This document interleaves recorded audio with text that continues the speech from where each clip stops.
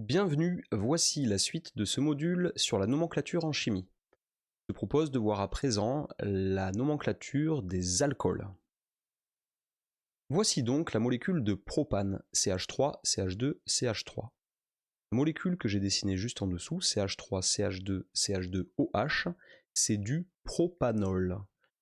On peut aussi l'appeler du propane 1-ol, puisqu'on va faire en sorte que le groupe OH qui est greffé sur le carbone, eh bien, on va faire en sorte que le carbone, ce soit le carbone numéro 1. Donc, lorsque tu vois une molécule qui ressemble à un alcane, mais sur lequel on a greffé un groupe OH, eh bien, c'est un alcool. Ici, il s'agit du propane 1-ol. Alors, je vais te donner d'autres exemples. Ici, CH3, CH, CH3 avec le OH accroché au carbone en deuxième position, c'est du propane 2-ol. Autre possibilité, tu vas avoir un CH3, CH2, CH2, CH, OH, CH3. Donc ici, tu as le choix. Soit tu te dis que en position 4, j'ai ma fonction alcool. Soit tu te dis qu'en position 2, tu as ta fonction alcool. Et bien tu choisis forcément de minimiser le numéro du carbone qui porte la fonction alcool. Il s'agit donc ici du pentane-2-ol. Le groupe OH s'appelle un groupe hydroxyle. Et la fonction associée à ce groupe s'appelle la fonction alcool. Donc souvent, dans tes exercices, on te demandera quel est le nom du groupe et on te demandera aussi quel est le nom de la fonction associée. Alors, je vais te proposer de chercher à ton tour le nom d'une molécule. Et ça va recouper tout ce que tu as appris aussi au cours des chapitres précédents. Donc on va voir si tu arrives à mobiliser toutes tes connaissances.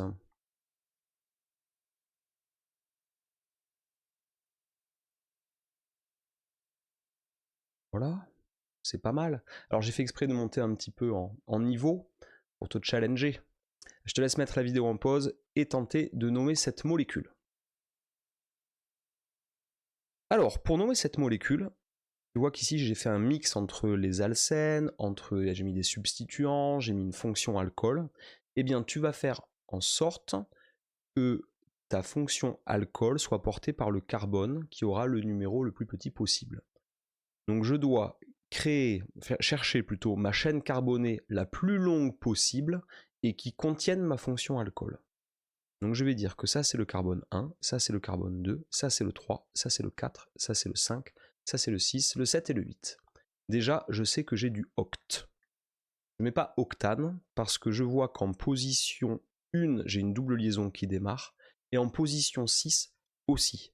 Donc ça fait oct 1,6 et là je vais marquer diène, je ne vais pas marquer oct 1,6n parce qu'en fait j'ai deux doubles liaisons. Donc quand on a deux doubles liaisons on dit diène et quand on a trois doubles liaisons on dit triène. Oct 1,6 diène.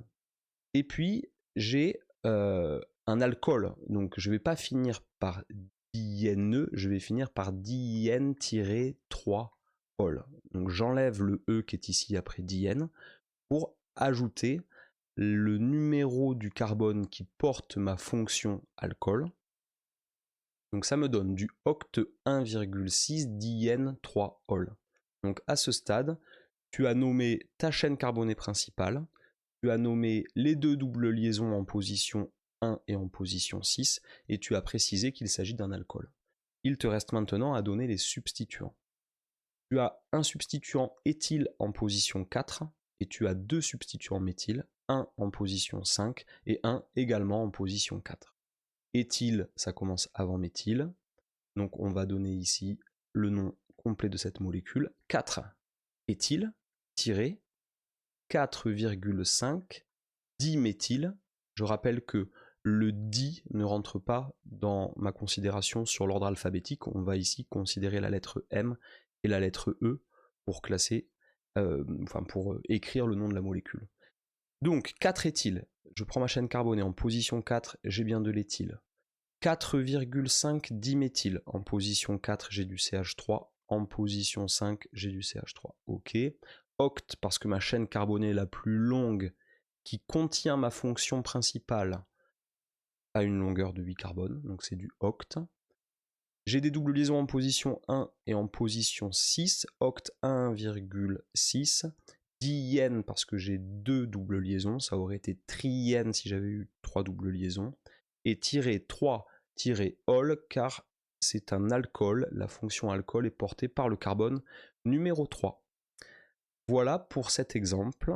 Alors on pourrait continuer, puis d'ailleurs allez, moi j'ai envie de continuer un peu, donc je vais te demander de me dessiner à partir du nom la molécule suivante. Ça va être du 1,2,